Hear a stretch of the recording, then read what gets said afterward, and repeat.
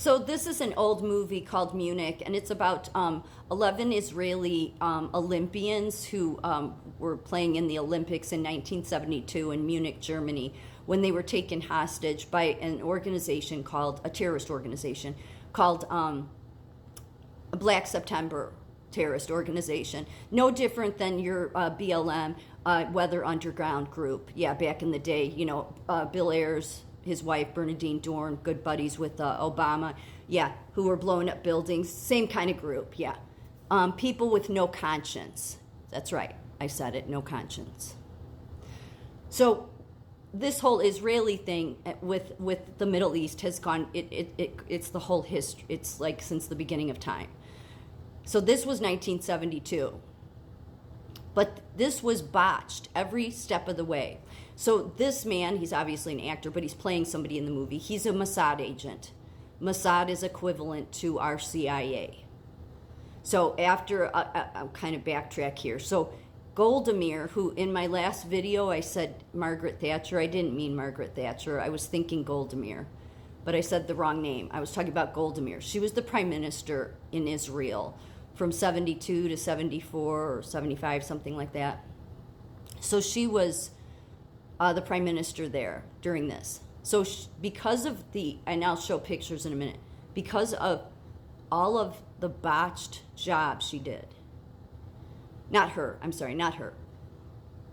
the botched job with saving the Israeli Olympian players, she had Mossad go out undercover and kill all the people behind the Black September group. They snuck into, there was a few of them. He's just the main character of the movie. But he went into Iran and other parts of the Middle East undercover, and they took him out. They just took him out. And so I'm going to get to why that ended up developing in a minute. Here's some pictures, though.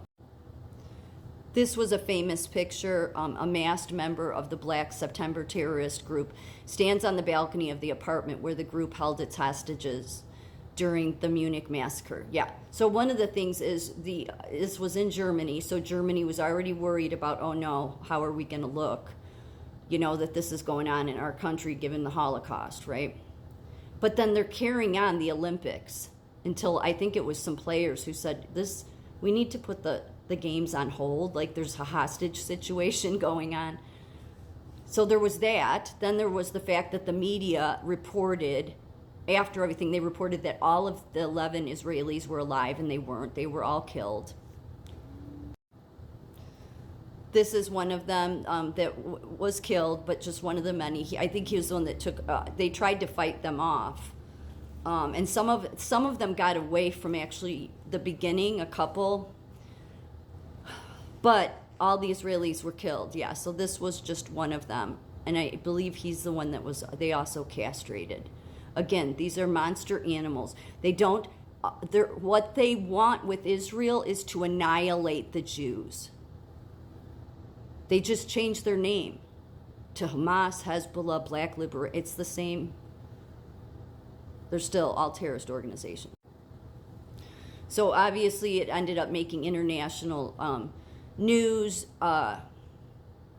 and there was a gun battle at the airport, and then when one of the gunmen realized that there were snipers, okay, and the snipers, yeah, at the last minute, one of the colonels decided, oh, we shouldn't do this, and so it's botched everything. I mean, when I say that every step of the way, they botched it up to save any of these Israelis, they did. Whether that's because of policy or, I don't know, nobody knows to this day. But the terrorists ended up realizing, and so they point blank with rifles killed the remaining hostages they had that were on the helicopter, and then jumped out of the helicopter before it took off, and threw a grenade in it. And so this is that helicopter. All of the remaining hostages were killed during the botched German rescue operation. So, so their demands were that they wanted 234 Palestinian terrorists. And Israel won't negotiate with terrorists. So they did, however, tell them that they would get them to helicopters to get them back to their homeland in the Middle East. I forget where it was.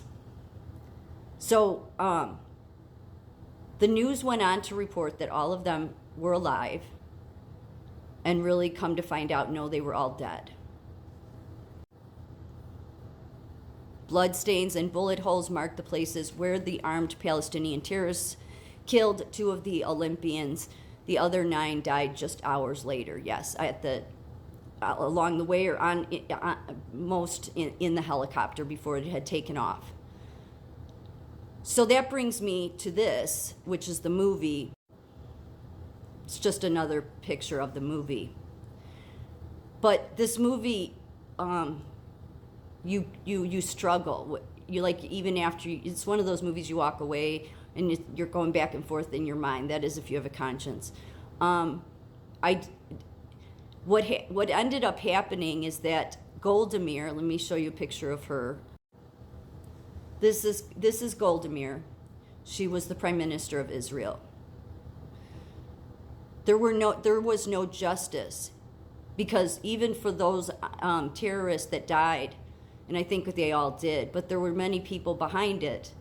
So that's why she had Mossad go after them, because there was no justice.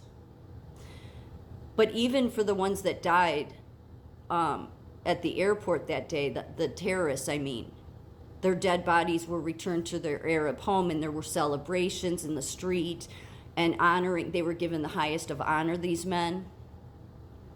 And so the movie starts out, and it's a good quote. I don't know if it's one that she actually said or if it was one that Spielberg just put in the movie. But it starts out with, you already know about basically just a short part about what happened to these hostages, how they were all killed.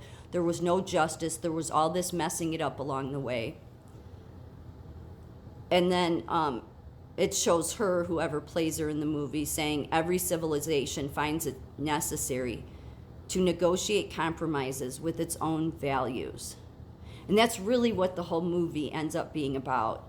Because at first, this Mossad agent, and I know, the Mossad, CIA, we know how corrupt they are, but I'm putting that aside for the moment. You can see what this guy's struggling with, because at first he feels good about taking these people out.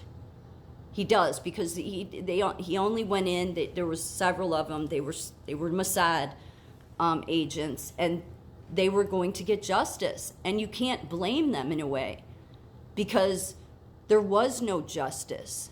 The media reported they were all alive, only to find out they were dead. Every sniper messed up or missed, or then it decided, we shouldn't do that. I mean, even down to the Olympics themselves wanting to carry on with the games while the hostage situation was going on. And everybody knows that when any of these Arab terror organizations get a hold of, well, even if it's an American, they're going to kill them. They rarely will negotiate and somebody will live, okay? Because their goal, their stated mission, no matter what, or they'll change their names, but their stated mission is always to kill the Jews, okay? They want to annihilate an entire population of people, okay? So they're animals. That's what they are. But then so is Bill Ayers. So why did he get into University of Chicago, Illinois, huh? Why did he go on to be a professor for decades there? Because University of Illinois, Chicago supports terrorist organizations. Same thing with Northwestern. Otherwise, why would you employ? Everybody knew about it, Weather Underground Group.